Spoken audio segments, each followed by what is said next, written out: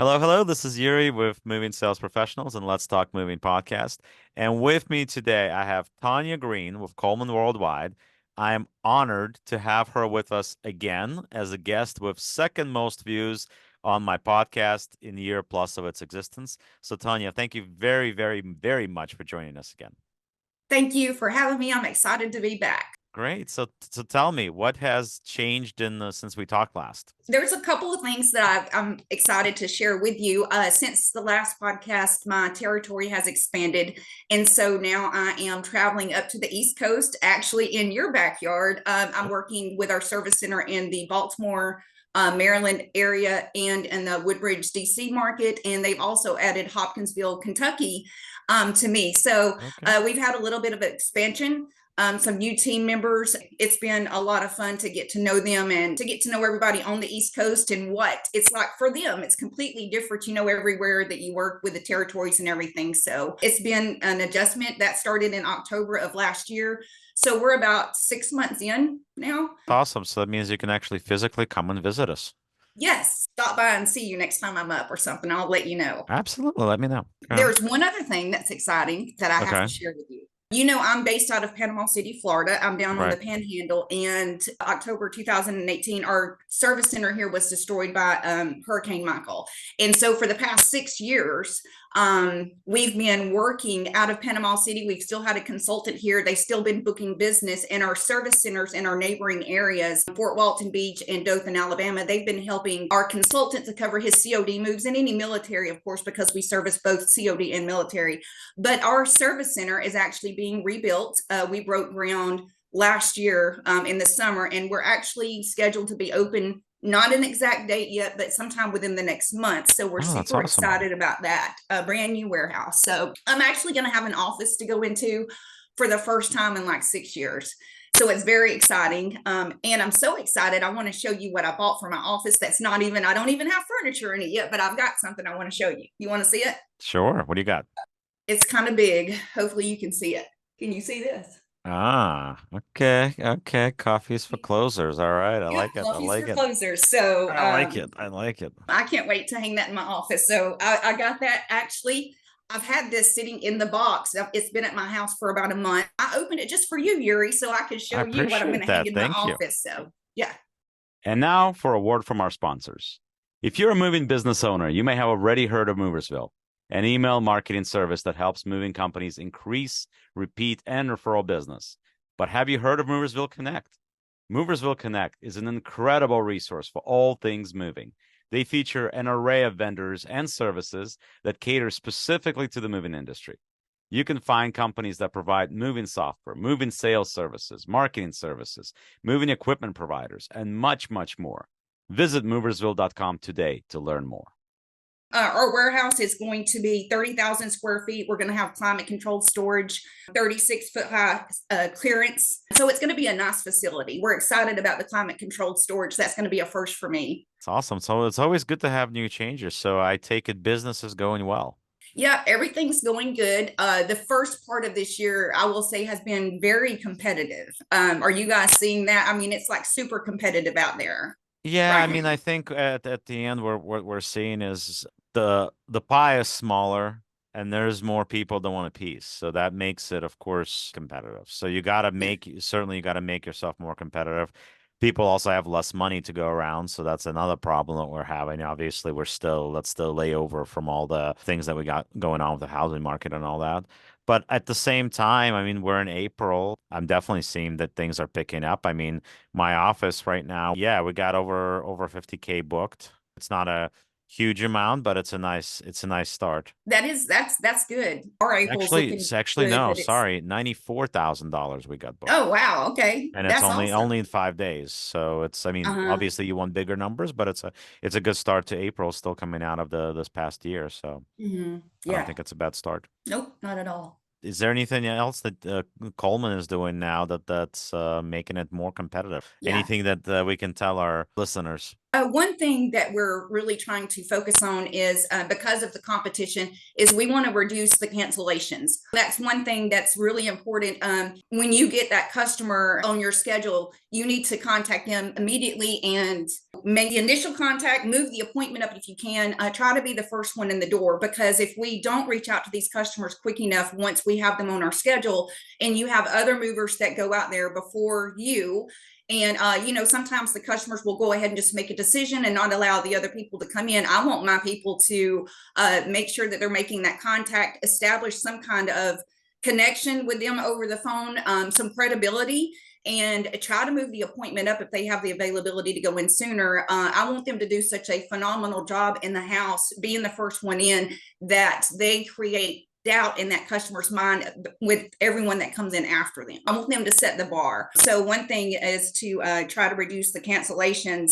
The other thing is with coming up in peak season, that our prices increase, the capacity is more limited, is using the pricing calendar as a visual for the customer and making sure that they're emphasizing the importance of booking early, because in scheduling early, it's not so much about being salesy and putting pressure on the customer to close, but it's about being a consultant and being able to explain to that customer that the move, the actual time of the quote, when we quote them, it's not going to get any cheaper as we go into peak season.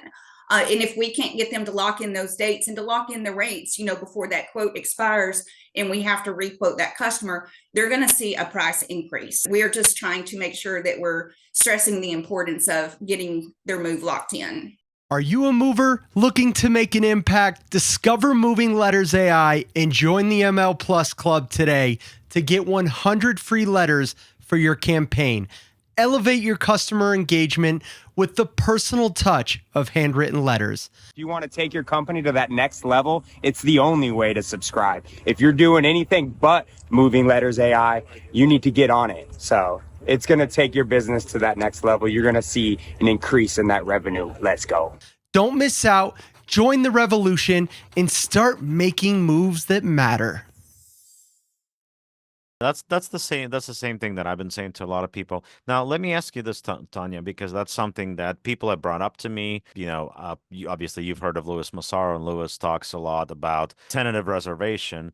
And to be honest with you, I'm not a huge fan of tentative reservation. I never was. It's if you're booking, you're booking, and if you're not, you're not. To me, tentative reservation, that whole idea is basically giving a carte blanche to somebody to go and continue shopping around. And Yes. having you as a backup plan versus you being the first plan. What is your thought on that? You don't want to be the second option. As far as the tentative reservation, that doesn't exist. It can't. We have to have signed paperwork. We can't have a verbal agreement. We have to have the signed paperwork, and it's set up. There may be changes, the dates might change or something like that, and that's fine. But to get them locked in, we have to go through the process of the signed paperwork. It has to go into the system so that it's on our schedule, and we have to see it there so that we can plan for it. So there is no such thing as a tentative reservation or verbal. We want to make sure that it's ironclad, that we have that customer locked in and that we're able to take care of them. Right. So it sounds like you basically have the same view of it as I do. To me, it's like, if you're not ready to book with me, don't book with me. That's better than, because what happens is when it's slower, it may not be as big of a deal from us on the sales side. But once it gets busy, frankly, all the tentative reservations that I may have at that point are going to fly out the window. And what I would be worried about is getting that phone call from a customer a couple of days before their tentative reservation date, so to speak, and say, okay, so we're ready to go, right? And you're like, well, no, because yours was a tentative reservation. You never confirmed it. So at this point, we're sold out. And the customer is saying, what do you mean? I had a tentative reservation. Well, yeah, but you didn't confirm a reservation. There's no money being exchanged. Nothing was done. So at that point, I can't honor this because it's not whatever. And then you got a complaint, you got a pissed off customer, you got all those things happening. And this could easily happen when you're busy, because when you're busy, last thing you have on your mind is tentative people. Yes. But I'm going to tell you, we just went over on our sales call. I do firmly believe, as a consultant, you're working in sales, you have those customers, the ones that you're not able to lock in when you're in residence. When you come back from that appointment, what I recommend to my people is to use their calendar, not just for their appointments that's scheduled from our call center, but also to put in reminders. And so if Mrs. Smith told that customer that they were unsure, they needed to talk to their husband or whatever the situation is, and they're not able to close it, that consultant needs to be putting a reminder on their calendar, because they do get busy.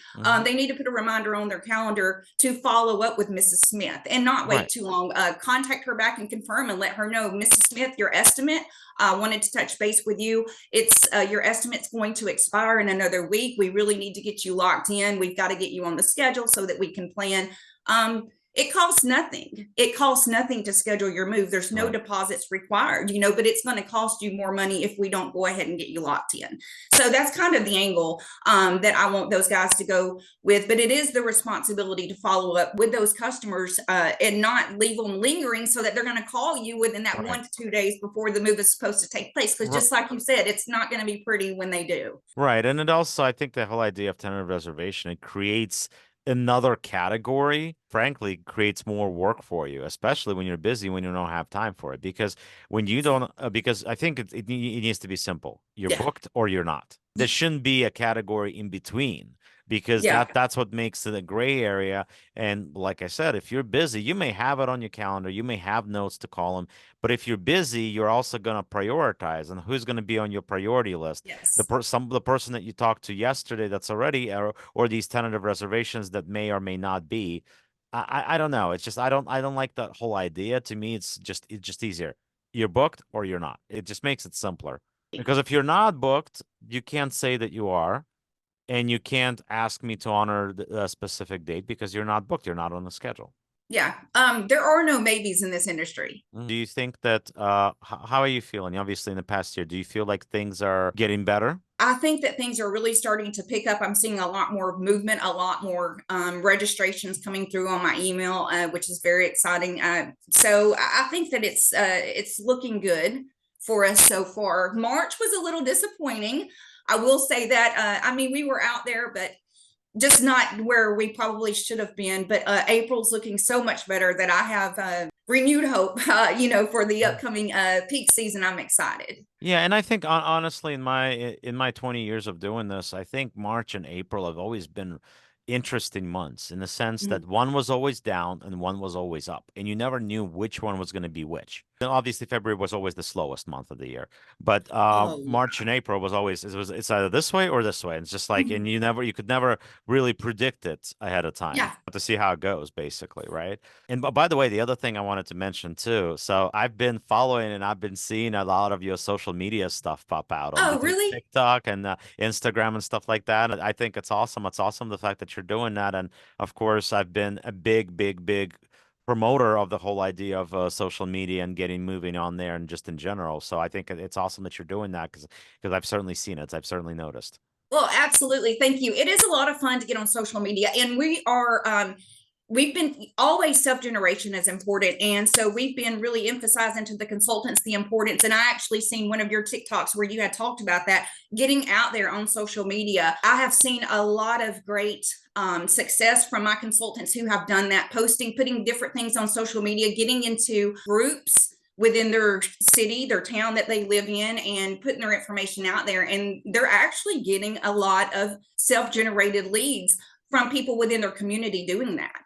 And one rule of thumb I tell them with self-generation is there's no instant gratification. It's something that you have to constantly do every day. Right. Show up every day, make sure that you're getting out there, getting your name out there, and networking within that community. And a big way to do that now is with social media. So it's a lot of fun. You can make it fun. Yeah, I think so. I mean, it's certainly been fun for me doing the podcast here. My marketing guy is constantly getting on me. He's like, look, if you produced, a couple of pieces of content every day, it doesn't have to be long, that's going to go farther than any of the Google or any of the other stuff that's out there that you have to pay money for.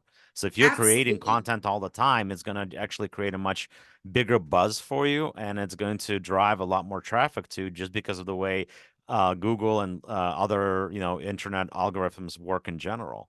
So you're you want organic leads. That's all about that. Everybody talks about not wanting to buy leads from lead providers and being able to generate independently. So that's a huge way to do that. Yes, it is. The self-generation. Actually, I had self-generation and social media down on here to talk to you about something else. I believe that you had talked about in one of your TikToks was requesting reviews. You had talked about reviews. Right, I have. Yes, and that's another thing that we've been really emphasizing to our consultants is the importance of getting those reviews, because you know as well as I do, the way that it generally works is that your customers, you know, if you have a customer that's upset, they're usually going to be the first ones that run to go leave a review. Yep. You're going to have a small handful that have an exceptional move, and they're going to be like, I love these guys, I just have to go leave a review. But where we are failing, if we don't do this, is by we've got to ask for the review just like we ask for the business. And so if that customer's had a good move, you know, we've got to make sure that we're taking those final steps to reach out to them,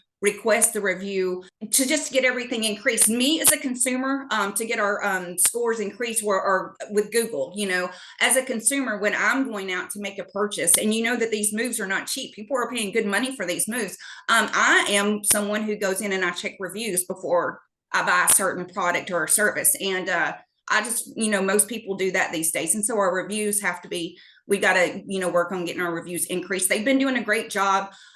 We started really emphasizing this in the fall of last year, and we're just continuing to bring it up and to keep it in their heads, and having them to let us know, are you requesting reviews? How many did you request? Did you get any back? But they're really working hard to try to increase that.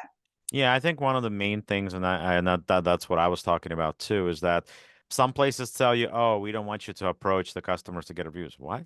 The moment that you walk out of their door as a mover, they forgot about your name. In 2 days, they forgot which company moved them. You know, in 3 days, they forgot they had a move. You know, Right. so it's realistically, you're there, the Mhm. customer's there, the customer's happy about the move, get them to put something out. Don't wait till Yes. afterwards, because once again, the problem is with good reviews is that people are a lot less likely to go and write something online or something else when they're happy than when they're mad. When they're Right. mad, they're going to write up a storm. They're going to Oh, write absolutely. everywhere. When they're Yes. happy, they're happy. They're a lot less likely to make that extra effort because they're happy. They just don't. They got Yeah, life goes on, you know, it after does. moving is over. So you Yeah. want to make sure while they're right there in that feeling of euphoria about the experience that they had with your company, that they're so positive. They love the guys. They love everything. They love how quickly it went. They're good with the pricing point. They're good with Mhm. everything. Get them right there before while they're hot, so to speak. Yes. While it's hot, absolutely. There's no better time than now, you know. Yeah, you gotta just bring that iPad with you. If you have to throw a couple of bucks their way to put that review, so be it. You know, but Mhm. it's I mean, those are real reviews, so it's not like you're making this up. No, they're happy. Just maximize on that moment right there and then.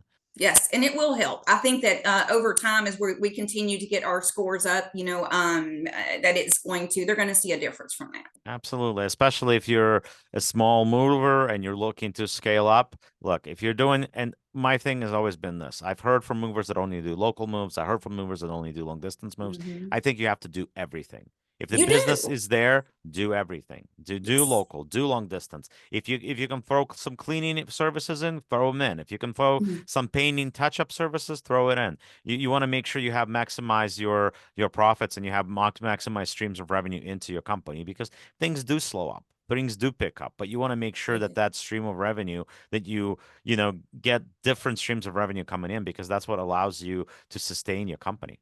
Absolutely. You have to have a good business mix. It can't just be one thing that you guys do. I mean, because those local moves, I know we do more interstates and intrastates, but we also do the local moves, not as many as like 2 men in a truck, for example. That's what they specialize in, you know. But we still do those. We do the local moves, and we emphasize that to the consultants, to continue to try to book those. Everything counts, you know, it all counts. Absolutely. But Tanya, thank you once again very much for joining us. It's a pleasure to have you. I'm sure we'll have you again at some point in the future. But Tanya Green, everybody, please check out Coleman. If you're looking for a good business model to follow, they're certainly doing their part. And of course, please like us, subscribe us, and continue following us on TikTok, Instagram, YouTube, Spotify, and all the other places that digital platforms are out on. Once again, thank you very much for joining us. And as I always say, the world moves on its own, so let the professionals move yours for you. Thank you so much for joining us. Thank you. We'll talk to you soon.